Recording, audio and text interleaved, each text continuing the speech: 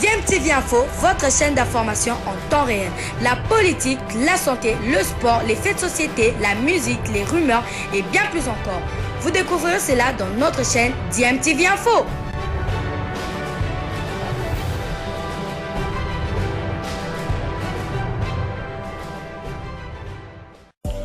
Vous êtes sur DMTV, bonjour ou bonsoir, tout dépend de l'heure à laquelle vous nous suivez. Tout plaisir est pour nous de vous retrouver, mais surtout de savoir que vous êtes nombreux en train de suivre votre chaîne YouTube DMTV. DMTV qui vous propose l'actualité, vous propose également des analyses et des réflexions sur des sujets d'actualité, sur des faits sociaux, tout simplement sur des réalités que nous observons ici chez nous en République démocratique du Congo. Bon après-midi à tout le monde. Merci premier jour à séance. C'est vraiment, vous allez impliquer dans la vraiment c'est plus concentré. Les sacrifices, il y a un effort pour ça va vous réaliser. Parce que il y a un qui a la tamilité, deux dans l'ambition, donc il est dans sous. Ils sont bandeli, si sous quand on fait un dans Paris, Jeux Olympiques. Nous sommes à mais moi, nous avons tout de vous avoir la date et nous continuons à Jeux Olympiques. Ah.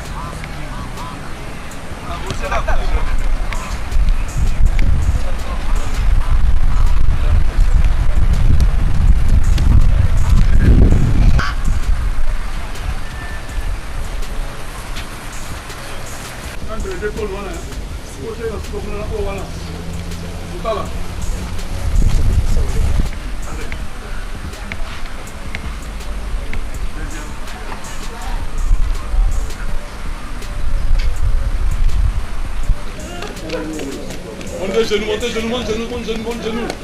Allez, pas chasser maintenant. Allez, hop, hop, hop, hop, hop, hop, hop, hop, hop. Allez, moi, va, bougez. Allô, vers, là.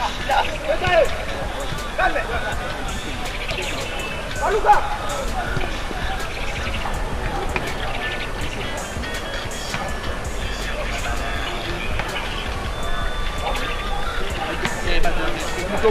Après les passes, il faut qu'ils continuent. Après tu passes, ça crée espace. La criminalité de matin, c'est pas... Gaga Yes. Comment bien joué.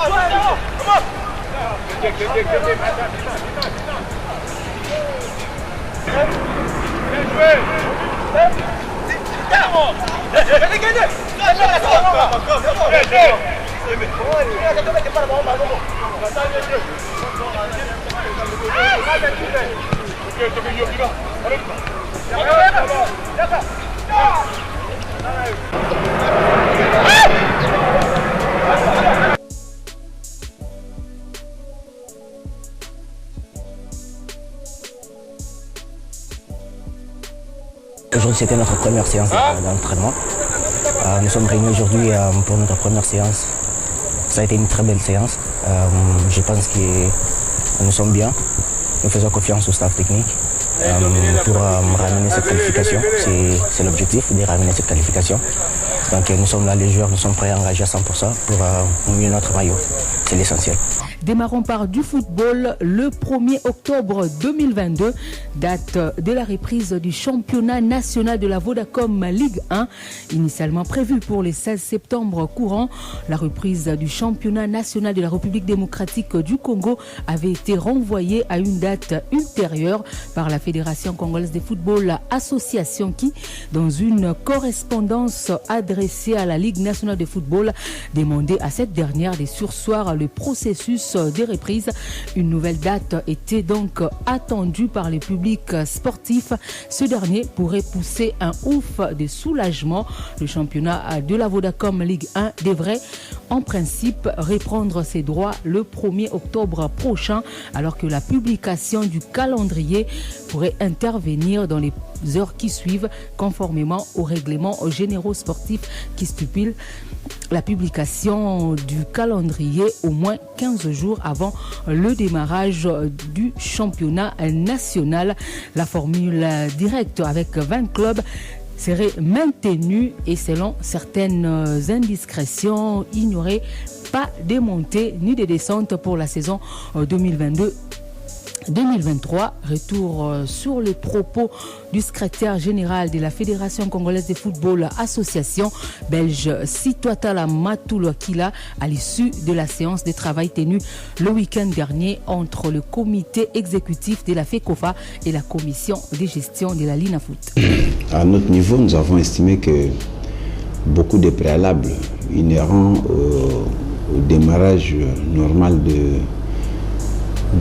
ce championnat n'étaient pas réunis et nous avons demandé à notre sociétaire de s'asseoir à l'exécution de son communiqué et que nous puissions nous rencontrer pour une séance de travail en vue d'échanger sur le différent préalable pour assurer une meilleure organisation de la saison prochaine. Nous venons effectivement d'échanger et nous avons dégagé un consensus parce que c'est eux qui gèrent le championnat par convention.